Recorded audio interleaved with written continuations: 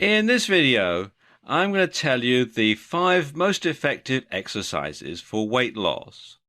The first exercise is walking. Now, before you think, walking, no, actually walking is very underrated when it comes to weight loss and exercise generally. Because there's walking and there's walking.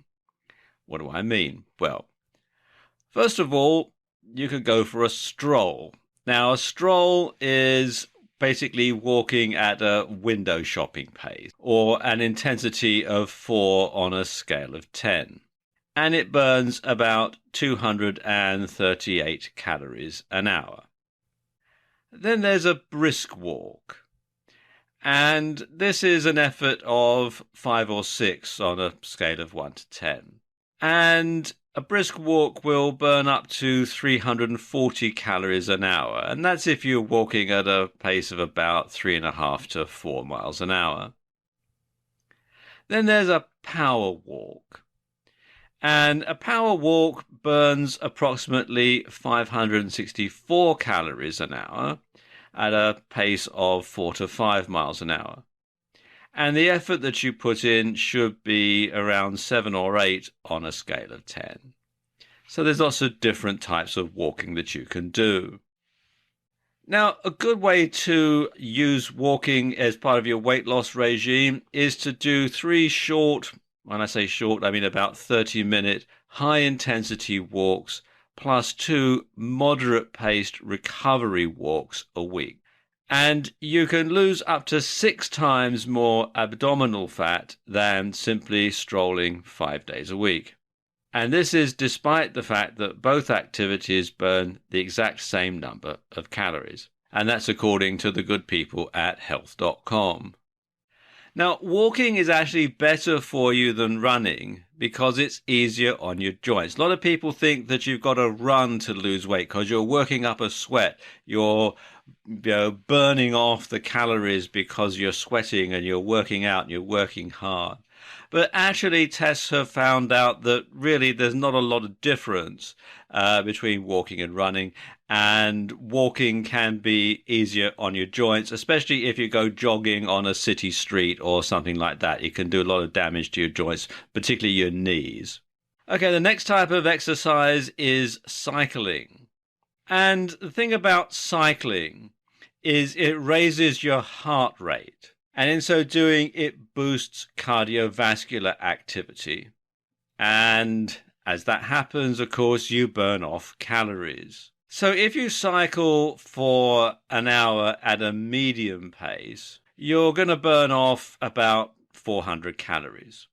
And if you cycle at a hard pace, quite fast, you're going to burn off about 1,000 calories.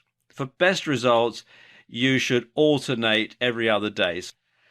Now, the last 3 exercises I've grouped together under the heading of strength training.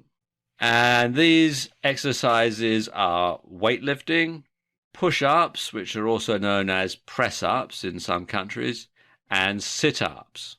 And while these exercises don't burn a lot of calories directly, they do raise your heart rate. So you keep burning calories even after you've finished exercising. And of course, these type of exercises build muscle. Now, muscles burn up a lot of calories, even when they're not being used directly. Just to sustain the muscle, your body needs to burn up a lot of calories. So when you've got strong muscles, even when you're sitting watching TV, your body is still burning up calories just to maintain them. And that's where the weight loss aspects of these sort of strength training exercises come in. Now, when you do these strength training exercises, you want to vary your activity. Don't do the same workout every single day. And if you're weightlifting, you should increase weights gradually. You don't want to try and lift too much too soon because you could tear a muscle, you could do muscle damage, and that would set your exercise regime back and you'd probably put the weight on in the meantime. So increase your weights gradually. And your muscles should start to fatigue after 10 to 12 repeats. And the same goes for push-ups and sit-ups. You should increase the number until you start to feel tired. But don't do so much exercise that you feel completely exhausted, because then you're going to start to need to replenish the energy that you've burned off. You're going to start to get cravings. You're going to start to have hunger pangs and that sort of thing. Which leads me neatly to the next point, which is don't eat right after exercising. What you want to do is you want to let your body eat into its reserves for a while. You should rehydrate, of course, but only drink water. Don't drink any of these sports drinks, isotonic sports drinks, that sort of thing. They're generally full of sugar. They're generally full of glucose and other types of sugars. So that's not going to be very conducive to losing weight. You also want to check your weight loss rate regularly. If you're losing too much too soon, you'll just put it on again. And if you're losing too little, that means your exercise regime isn't rigorous enough and you need to step it up.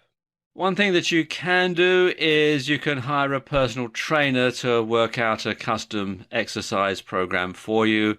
Some gyms have coaches and people on the staff who can also work things out for you and get a nice exercise regime for you. So there you go, the 5 most effective exercises for weight loss.